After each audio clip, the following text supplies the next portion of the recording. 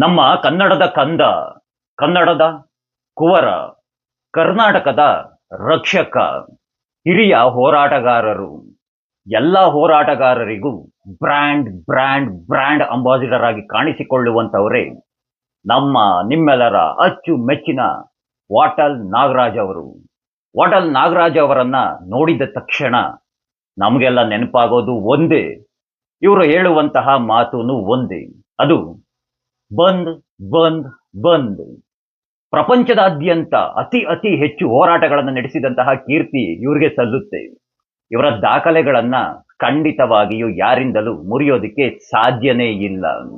ಇವರ ಎಲ್ಲ ಹೋರಾಟಗಳನ್ನ ಗಿನ್ನಿಸ್ ದಾಖಲೆಗೆ ಸೇರಿಸಬೇಕು. ಇವರ ಹೋರಾಟಗಳನ್ನೆಲ್ಲ ನೋಡಿದ ತಕ್ಷಣ ಇವತ್ತಿಗೂ ನಮಗೆಲ್ಲ ನೆನಪಾಗೋದು ನಮ್ಮ ಹಳೆಯ ಬಾಲ್ಯದ ದಿನಗಳು, ಶಾಲೆಯ ದಿನಗಳು.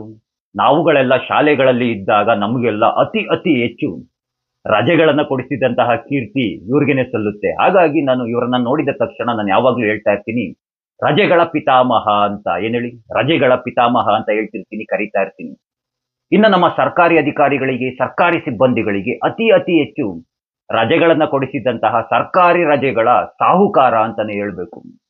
ಇವರಿಗೆ ಜನ್ಮ ನೀಡಿದ್ದು ಮಾತ್ರ ಇವರ ತಾಯಿನೇ. ಏನ್ ಹೇಳಿ, ಇವರಿಗೆ ಜನ್ಮ ನೀಡಿದ್ದು ಇವರ ತಾಯಿನೇ. ಆದ್ರೆ ಇವರನ್ನ ಅತಿ ಅತಿ ಹೆಚ್ಚು ಎತ್ತು ಒತ್ಕೊಂಡು ಜೋಗಾಲಿಯನ್ನ ಆಡಿ ಇವರನ್ನ ಬೆಳೆಸಿದ್ದು ಮಾತ್ರ ನಮ್ಮ ಪೊಲೀಸ್ ಸಿಬ್ಬಂದಿಗಳನ್ನೇ.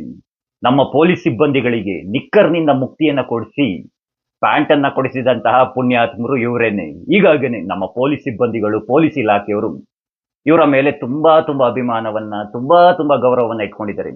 ಇವರು ಯಾವುದೇ ರೀತಿಯಾದಂತಹ ಪ್ರತಿಭಟನೆಗಳನ್ನ, ಹೋರಾಟಗಳನ್ನ ನಡೆಸಲಿ, ಪೊಲೀಸ್ ಇಲಾಖೆಯವರು ಜಾಸ್ತಿ ಇವ್ರಿಗೆ ಏನು ರಿಸ್ಕ್ ಕೊಡದಲೇನೆ, ಯಾವುದೇ ರೀತಿಯಾದಂತಹ ತೊಂದರೆಗಳನ್ನ ಮಾಡದಲೇನೆ ಸುಮ್ಮನೆ ಹಾಗೆ ಹೀಗೆ ಎತ್ಕೊಂಡು, ಏನ್ ಹೇಳಿ, ಸುಮ್ಮನೆ ಹಾಗೆ ಹೀಗೆ ಎತ್ಕೊಂಡು ಏನೋ ಹೇಳ್ತಾರಲ್ಲ, ಒಂದೆರಡು ಲಾಲಿ ಆಡಿ ಸುಮ್ಮನೆ ಈಗ ತೆಗೆದುಕೊಂಡು ಹೋಗಿ ಜೀಪ್ನಲ್ಲಿ ಅಥವಾ ಬಸ್ನಲ್ಲಿ ಕೂರಿಸ್ಬಿಟ್ಟು ಬಂದ್ಬಿಡ್ತಾರೆ. ಯಾವುದೂ ತೊಂದರೆಯನ್ನ ಕೊಡೋದಕ್ಕೆ ಹೋಗೋದಿಲ್ಲ.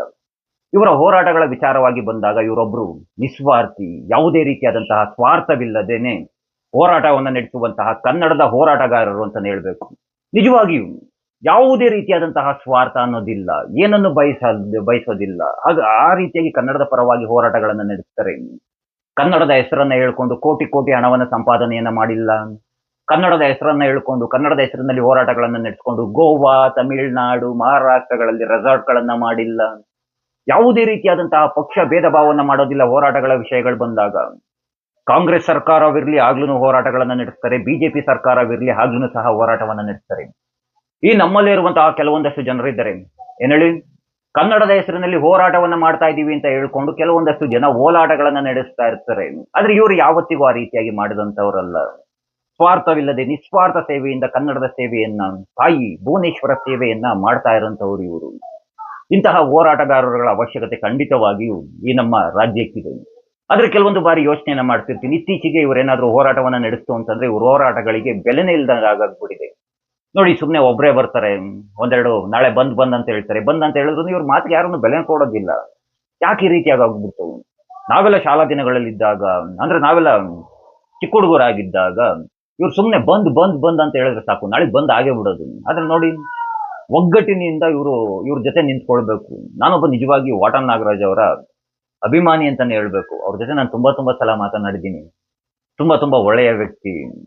ಇಂತಹ ಹೋರಾಟಗಾರರಿಗೆ ಸದಾ ನಮ್ಮ ಬೆಂಬಲ ಇರುತ್ತೆ ಅಂತ ಹೇಳ್ತಾ, ಹೋರಾಟಗಳನ್ನ ಯಾವತ್ತೇ ಆಗ್ಲಿ ಯಾವುದೇ ರೀತಿಯಾದಂತಹ ಸ್ವಾರ್ಥವನ್ನ ಇಟ್ಕೊಂಡು ಮಾಡೋದಕ್ಕೆ ಹೋಗ್ಬೇಡಿ, ನಿಸ್ವಾರ್ಥವಾದಂತಹ ಸೇವೆಯನ್ನ ಮಾಡಿ ಇವರ ಹಾಗೆ ಅಂತ ಹೇಳ್ತಾ, ಆ ಕೃಷ್ಣ ನಿಮ್ಮೆಲ್ಲರಿಗೂ ಒಳ್ಳೇದನ್ನ ಮಾಡ್ಲಿ. ಎಲ್ರಿಗೂ ಧನ್ಯವಾದಗಳು. ಜೈ ಶ್ರೀ ಕೃಷ್ಣ.